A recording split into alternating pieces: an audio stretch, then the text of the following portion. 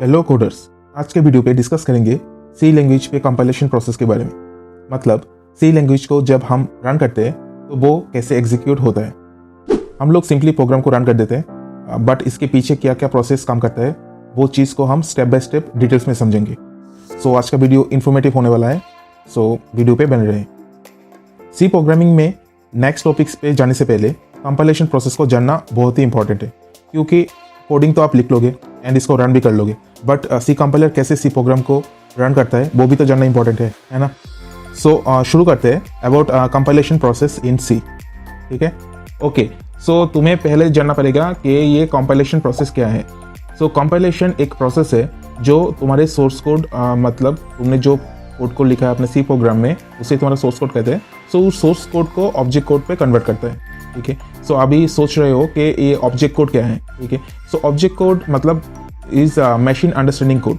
Okay, मतलब तुम्हारे जो सिस्टम है या फिर तुम्हारे जो कंप्यूटर या तुम सिस्टम भी कह लो, ठीक है, तो उसे तुम्हारा सी प्रोग्राम को समझने आना चाहिए। ठीक है, सो तो अभी जो तुमने कोड लिखा है तो उसको तो वो समझ में नहीं आएगा। सो लेकिन वो एग्जैक्टली कंप्यूटर, हम लोगों को कंप्यूटर क्या, इसको क्या समझ में आता है, इसको सिर्फ बाइनरी, दैट मीन 0 and 1 समझ में आता है।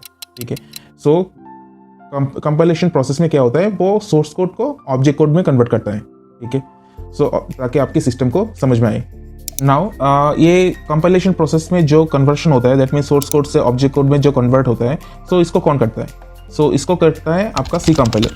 ठीक है, लास्ट वीडियो पे हमने जो जीसीसी कंपाइलर के बारे में देखा था, ठीक है, वो ये आपका सी कंपाइलर है। रिलेट कर पा रहे हो अपनी प्रीवियस वीडियो से?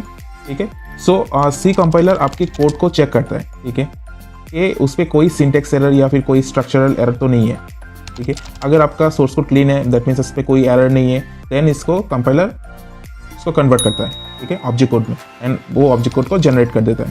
ठीक है, सो ये जो कंपाइलेशन प्रोसेस है, ठीक है, सो इसको 4 पार्ट में डिवाइड किया गया है। ठीक है, so first one is pre processor, second one compiler, third one is assembler and the last one is linker, and after that ये पूरा जाके खत्म होता है लोडर पे। सो स्टेप बाय स्टेप समझते हैं सारी चीज़ों को। मान लीजिए आपने एक सी प्रोग्राम लिखा है, ठीक है, जैसे प्रीवियस वीडियो पे हमने देखा था, हम लोगों ने एक सी प्रोग्राम लिखा था, ठीक है, जैसे hello world.c करके। ठीक है, एंड इसको आप कोई भी एक एडिटर में लिख सकते हो, जैसे प्रीवियस वीडियो पे हमने VS कोड को यूज़ किया था एज एडिटर कोड लिखने के लिए। ओके, सो फर्स्ट पार्ट को डिस्कस करते हैं about pre processor. So pre processor क्या करता है? प्री प्रोसेसर तुम्हारा जो सोर्स कोड है, उस सोर्स कोड को वो एज ए इनपुट लेते हैं। ठीक है, एंड उस सोर्स कोड में जितने भी कमेंट्स है, फर्स्ट वो प्री प्रोसेसर सारे कमेंट्स को वो रिमूव करता है। ठीक है, अभी आप सोच रहे हो कि कमेंट्स क्या है। ठीक है, कमेंट्स के बारे में मैंने अभी तक डिस्कस नहीं किया है, सो कमेंट्स के बारे में हम नेक्स्ट वीडियो पे डिस्कस करेंगे। ठीक है, सो सिंपली मैं बोल देता हूँ, कमेंट्स मतलब कुछ ऐसा, कुछ स्ट्रिंग्स है, मतलब कुछ इन्फॉर्मेशन है जो प्रोग्राम में हम लिखते हैं, बट वो एग्जीक्यूशन में नहीं आता है। ठीक है, इसको डिटेल्स में समझेंगे नेक्स्ट वीडियो पे। ठीक है, नाउ ये अभी कमेंट्स को तो रिमूव कर दिया, ठीक है, प्री प्रोसेसर ने। सो कमेंट्स को रिमूव करने के बाद ये चेक करता है कि आपके सोर्स कोड में कोई डायरेक्टिव तो नहीं है।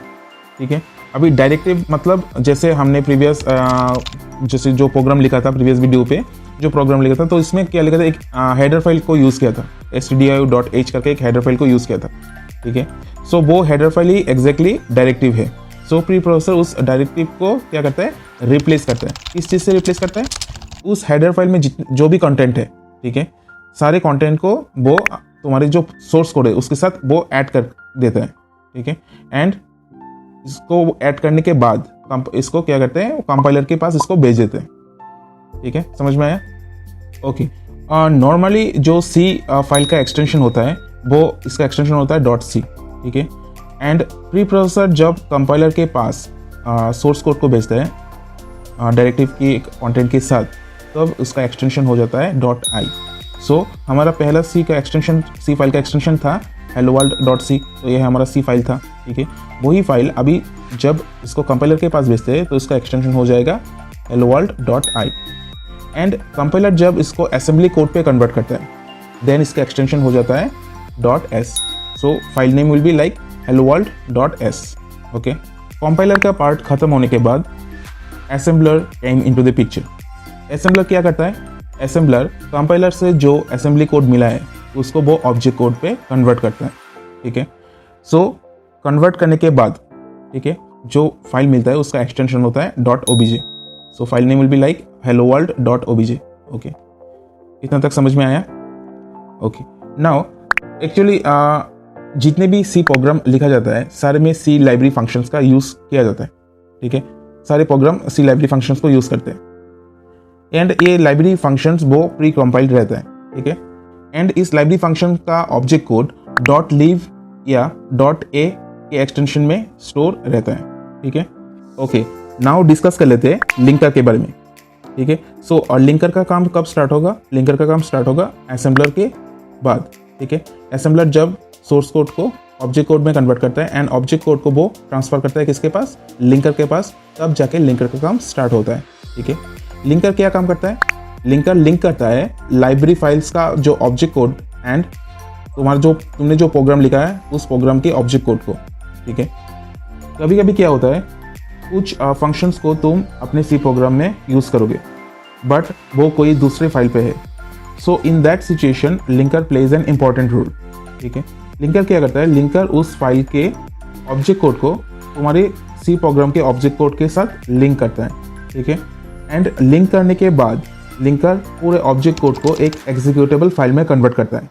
ठीक है, जैसे प्रीवियस वीडियो पे हमने देखा था, जब हमने प्रोग्राम को रन किया था तब एक executable that is exe.exe extension करके एक फाइल क्रिएट हुआ था, दैट इज helloworld.exe करके एक फाइल क्रिएट हुआ था। ठीक है, नाउ अभी जो एग्जीक्यूटेबल फाइल क्रिएट हुआ है, दैट इज जो एग्जीक्यूटेबल फाइल लिंकर से क्रिएट हुआ है, वो किसको भेजता है? वो भेजता है लोडर को। ठीक है, एंड लोडर वो एग्जीक्यूटेबल फाइल को क्या करता है? एग्जीक्यूट करता है, एग्जीक्यूशन करता है इसको। ठीक है, एंड उस एग्जीक्यूशन की वजह से तुम्हें वो आउटपुट मिलता है। ठीक है, तुमने जो सी प्रोग्राम लिखा है उस सी प्रोग्राम का आउटपुट तुम्हें मिलता है। ठीक है, सो ये पूरा प्रोसेस ऐसे काम करता है। ठीक है, जब एक सी प्रोग्राम को तुम रन करते हो। ठीक है, I hope compilation process in C, ये जो आज का टॉपिक है, ये आपको पूरा समझ में आ गया कैसे ये प्रोग्राम को हम लिखते हैं एंड जब इसको रन करते हैं तो बैकग्राउंड में कौन कौन सी प्रोसेस काम करता है। ठीक है, पूरा चीज़ शायद आप लोगों को समझ में आ गया हो।